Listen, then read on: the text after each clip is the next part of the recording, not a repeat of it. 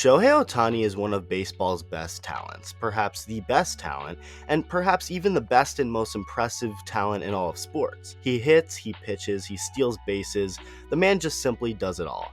So it should come as a shock to absolutely nobody that his free agency decision is being talked about a whole year in advance. Ohtani still has an entire year left in Anaheim with the Angels, but that has not stopped people from discussing where he may end up, whether it's LA, New York, staying in Anaheim, who knows. In this video, I'm going to go over potential scenarios for some of the top teams who could wind up with Shohei Ohtani on their roster come 2024. 2023 is pretty clearly what seems like the Angels' last chance to keep Ohtani.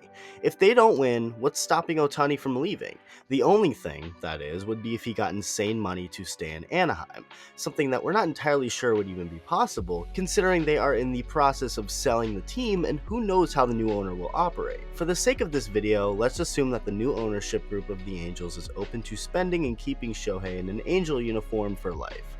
Well, if the Angels fail to become a contender in 2023, or at least fail to show that they are in the race in the first half, we could very well see an Ohtani trade happen. What that trade would look like, I have no idea, but I just know it would be pretty insane. The package the Angels could get for Ohtani, even if it's just a 3-month rental for whoever acquires him, would be insane. But again, for the sake of this video, let's say the Angels are at least good enough this year to choose to not trade Ohtani, and he goes into free agency with an entire market of teams willing to throw the bank at him. So where does he likely go? A Shohei Ohtani contract could potentially look like $60 million per year. He hits like an MVP, so that's about $30 million for that, and he pitches like a Cy Young Award winner, so that's another $30 million about.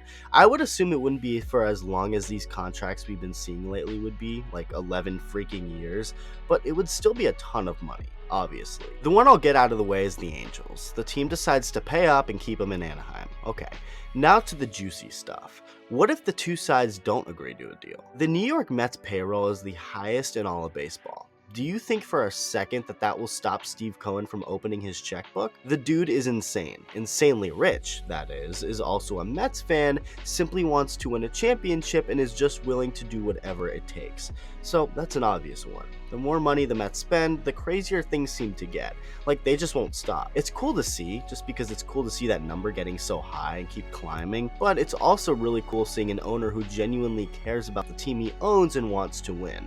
So forget all the other monster contracts the Mets have that are all adding up to the large payroll in the game by far. Shohei Ohtani could very well become a New York Met.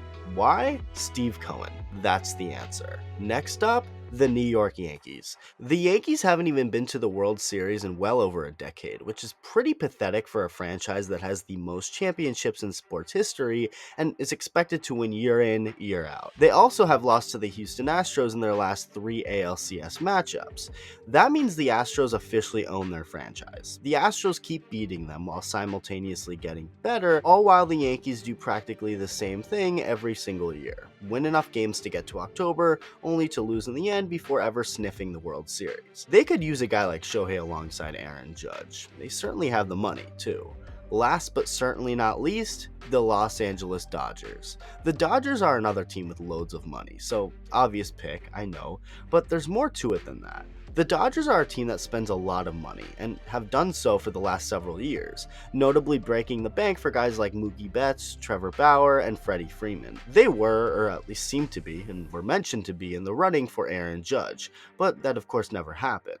They were also seemingly in the running for star shortstop Carlos Correa, until a couple of interesting things were revealed as to why exactly they wouldn't pursue Correa any longer. Correa, who is now a Giant after signing a 13-year, $350 million blockbuster deal with them, was a Houston Astro during 2017. So automatically, he's an enemy to Dodger fans. Now add on the fact that Correa was at the front and center of that scandal, going in front of cameras and cursing out a Dodgers star at the time in Cody Bellinger, getting in benches clearing incidents with Joe Kelly. It's safe to say that many Dodger fans despise this dude, and the Dodgers know that, which is part one of why the team decided not to pursue Correa anymore. Add on part two, and this gets pretty interesting.